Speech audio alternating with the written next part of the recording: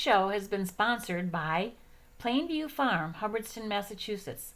Their alpacas and llamas love to have company, so contact them to book a special visit for your mom's group, scout outing, field trip, or fundraiser.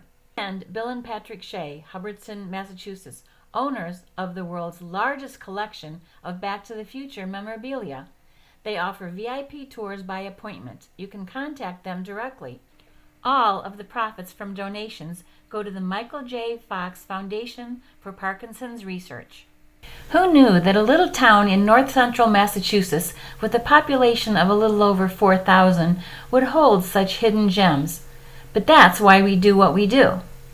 Our last stop of the day was with Bill Shea, who owns the largest collection of memorabilia from Back to the Future in the world, among many other treasures. This particular vehicle literally belonged to Carroll Shelby, who was a race car driver. This was given to him on his 85th birthday. This is a Cobra GT 500 KR, which is King of the Road. It has 540 horsepower, and it was literally presented to Carroll Shelby on his 85th birthday by the president of Ford. When I bought it in 2018, it was 10 years old, and it had 118 miles on it.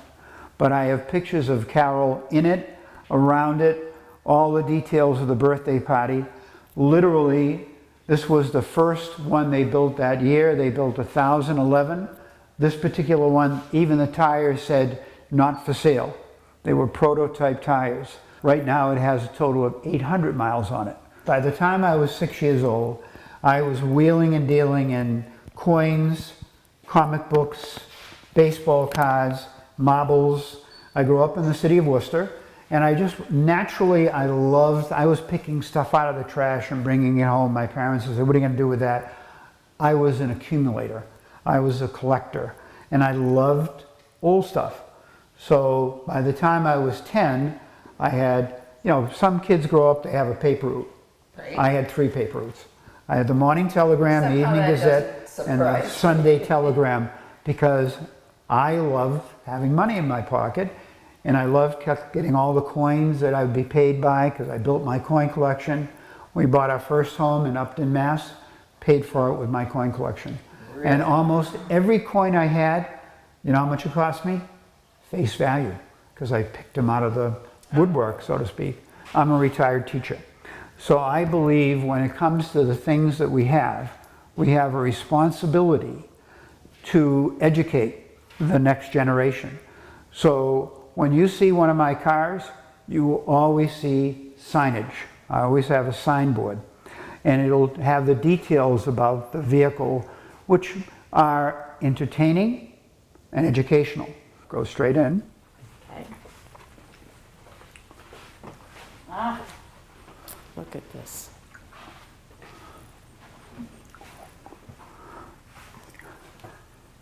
Ta-da! Oh, wow. Wow. Look at this. Look at this. Remember the last movie where he got hit by the train with the DeLorean? Yeah. Look at that. Wow. So, And look at these. These are great. thank you. See, when people say, "Oh, you have 2 dummies," I said, "No, when they're expensive, that you call them mannequins. They're not dummies." Dummies. That's an interesting. And when Christopher Lloyd was here, when they were doing the filming, he walked in that door, and the first words out of his mouth were, "Great Scott!" Because he saw items that he had not seen since the movie was filmed in 1989. Because what we have here is the largest collection of Back to the Future items in the world. And in the movie, they used 7 DeLoreans. 4 still exist. 1 is at the Peterson Museum of Transportation in Los Angeles. 1 is at Universal Studios, but it's really a wreck, and they've taken it off display, and they're really not sure what they're going to do with it. And then there are only 2 DeLoreans that were used in the movie series that will ever be in private hands, and here they are. Wow. So these are the 2 screen-used DeLorean time machines from the movie series Back to the Future. Wow. Yeah. This is awesome. This is. And sometimes at field day, they'll have one on Yep. display. Yeah. Really? I mean, that's so great. You've got all these, but you also share. And Yeah, I mean- Halloween, I take every Halloween, we What do do you a do? display. Literally every Halloween. I sponsor all the police, so I pay for all the police details. I pay for a DJ. This would be my wife and I. Everything I do is with my bride and I. And then I bring one of my car displays, and the kids come down and they do the trick or treat, and there's hot dogs and cold drinks. And Oh my goodness. so Wow. we've done that for a number of years. So the one that you're now filming is a very accurate tribute to the Part 1 car. And well, just as Gary said, you know, we did such a accurate conversion that I make an offer to somebody, if they can find something on the car that's not correct to the movie car, I'll give them $100. And that's never happened until one time somebody came along and they said, hey, what's that 2020 Massachusetts inspection sticker? And I went, uh-oh, I'm outed. And then that person said, oh, don't worry about it. This is the desert car from Part 3. I had the notoriety of having spent the most money ever on a DeLorean motor car. Whoa. And there were many people that thought that I had lost my mind. And my wife said to me, I know you know what you're doing. Okay. Good for her. But are you prepared to pay that much? And I can tell you that that is a published, if you looked online and looked up Wacky Bill Shea, you would find that I paid $541,000 for this car. Wow. But I can also tell you that I have had offers that have far exceeded that. But it ain't for sale. Now, you brought your son in, and by the sounds of it, your son is very involved too. Extremely involved. Isn't that nice? And literally, it's been a wonderful opportunity for father and son to do things together. Where did you get those? I found, once again, have the ability to find the people, and this sculptor is out of Oklahoma, and he does fabulous work. Let's put it this way. When Christopher Lloyd walked in here, and he saw him, he literally, and he walked over, he was going, this is scary. And he walked up and he's going, this is scary. Do you think they're going to make me part of their collection? And the host said, Chris, you're already part of their collection. So, this is the truck from Back to the Future. The one and only truck from Back to the Future. And I have a plethora of documentation to prove it. That, Marty takes to the Enchantment Under the Sea dance. This is the one that he's making out with his mother. This is the one where Biff and Marty's dad have the fight. That's Kristen Glover from Part 1. And this is in all 3 movies. Mint DeLorean over here. You do, yes. Absolutely. This one doesn't need, all it needs is a little paint, so to speak. Not really, because a DeLorean is a unique car in many ways. Because number one, just like Henry Ford says, you can have any color as long as it's black. Well, with a DeLorean, you can have no colors because it's stainless steel. So they were stainless steel, number one. Number 2, they have the gull wing doors. And number 3, the motor is located in the back. This vehicle was in all 3 Back to the Future movies. and it was called the stunt car. So whenever they had to do something that was difficult and was rough on a vehicle, this was the one they used. And so it was kind of beat up. So in part 3, where they have the finale and the car comes back to 1985 and he's on the railroad tracks, and then all of a sudden it gets hit by the locomotive, this car was sacrificed in order to do that. But Universal Studios, they're very bright. So they didn't just junk the car, they cobbled it back together. They used it as a display at the park, but then they realized that it was an insurance liability because there were pieces of glass, you can still see little chunks of glass. So shortly after, they took it off display, but then they sold it to Planet Hollywood and went out to the franchise in Honolulu at a Planet Hollywood upside down to the entrance, and it was there from 1995 until 2010. And then that franchise closed, and then it went into the warehouse. And then eventually we found out about it. And it went up for auction, and we bought it. So now it is safe and sound, and we have no intention of ever doing anything to it because it's just like it was after it was wrecked in the movie. And you can see Marty and Doc are up on the top, and literally they have the hood up, and they're holding it up with a 2x4. And that's so that they could literally put their boots in so they wouldn't fall off. So they did it for a practical reason. Angle it down a little bit. Sure. This way? Yes. Okay, Perfect. how's that? Yes. Okay. And so this is when they were pulled by the horses, and they got up to 33 miles an hour. They weren't able to get up to 88 miles an hour. But we have studied the film so many times that we know that the scratches on the hood are just where the 2x4s are. So we would never change that because we want that. That's really authentic. That's the only one in the world. And here it is in little old Hubbardston, Mass. Hubbardston, Mass is wonderful. Yeah. We have spent 6 years assembling the components of this display.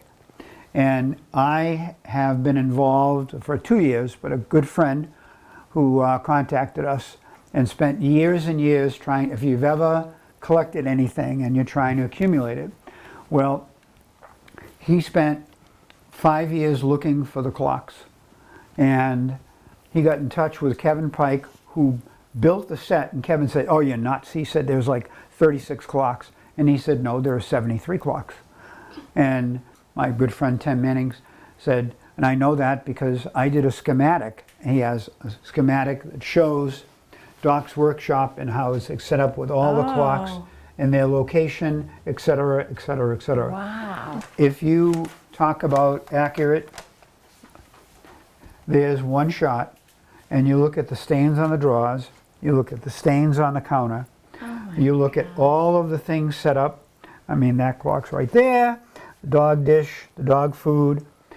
Every one of these clocks is, These all came from the set? not any of them came from the set. Those are all gone. So we had to find ones. Every clock company in the country we had contact with. You are kidding. And the whole point I make with this is how much effort the studio goes into creating a scene. Now, when I show the first 5 minutes of the movie, it shows there, and then we follow the set. And every one of these clocks is set up accurately. And then we have it set up that about 15 of these things work. So literally, when you start doing this, this lights up and he works. All these light up. The clock radio lights up. This works. The TV comes on and tells a story. The toaster works. The dog food thing works, which was an unbelievable, but all perfectly choreographed with the movie. That's, you know, and we're not finished. These are all original costumes from the movie. This is the original Part 2. There were 2 police officers in Part 2. I have both of their costumes. One was, this is Officer Foley, she was married to Robert Zemeckis, and all of these components are all original except for the hat. I haven't found the hat yet, but if it becomes available, I'm going to buy it. And to let you know that Christopher Lloyd was actually here, it was a very long day. He was 80 years old. He took 3 cat naps in the course of the day, got up here, we're doing the filming, and literally he needed to sit down, relax. Yeah. So he sat right next to his doppelganger. Let me make sure I get that. Wait, It was 2020 when he was here. Yeah. So, and by this time in the day, we're all a little punchy. And so I came over to him and I said, which one of you is the dummy? And he said, by now both of us are dummies. What's called the process car from Back to the Future. This is in Part 2 where they go forward through space and Doc is driving him and Jennifer and Marty are in it, and they go ahead to October 21st, 2015. This is the one where Doc says those crazy taxi drivers, and the car is bouncing back and forth. Well, it's a very important car from the series because back in 1989 when they filmed this, there was no CGI.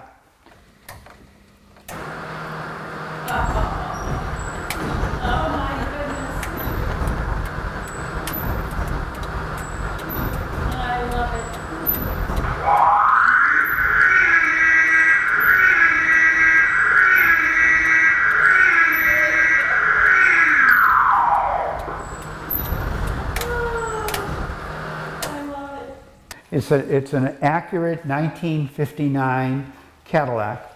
That year they made 400 of them. They're called Miller Meteors. They were all ambulances or hearses, okay?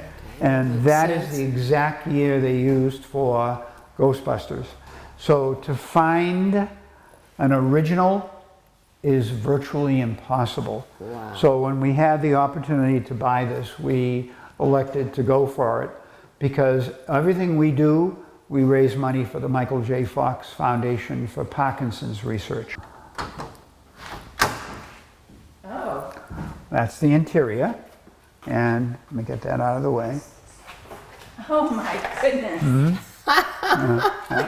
We have to make sure that you're not, She's not a ghost. you're not a ghost. Uh-oh, my identity is being discovered. Jurassic Park, Part 5, Fallen Kingdom.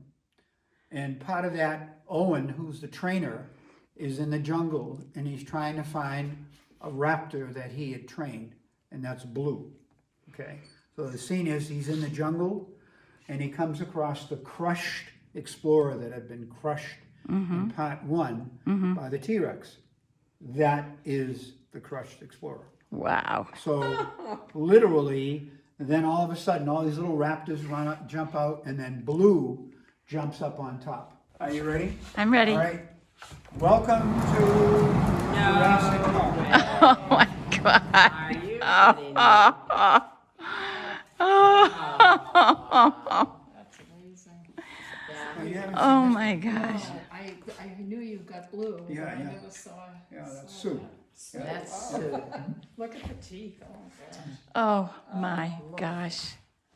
That is, the whole thing is amazing. So literally, this is why they thought we got a napkin, because we have this. Yeah. Oh, no Which is the wonder. Explorer from Part 1 before it got. I always thought, I've never seen any more than one together, you know. But there were 5. Yeah. I've only seen it once. We This- get this turkeys spring. all over Hubbardston. Do you have to take this out? to Yeah, do oh it? yeah. Because then you have to move this. Yeah, we have to, and we have this, and we have it set up so we can roll it. Oh, Yeah, good. so, yeah. That'd be fun at field day or something too. Oh yeah, we've had this out for, when we did when I sponsored the movie in the park and we did Jurassic Park, we had it out. So, but I wanted, and this would be in direct correlation to what you're trying to do, with You'd be surprised how many hidden secrets are on these back roads, like things you never know existed. And you'll see some of them, but there's more hidden gems. Like you have no idea, like the craziness that will be hiding on the back roads of a small town. I'd like to know. Can we share the secret? You can follow him. He'll show you a bunch of them. There's not enough time in the day to hit them all. I'll tell you this much. Okay. Now, the only thing I have is this vintage that works. Is your body? No, not this vintage. You've got to call. Yeah. Who are you gonna call? Say, who are you gonna call? Who you gonna call? Two grannies.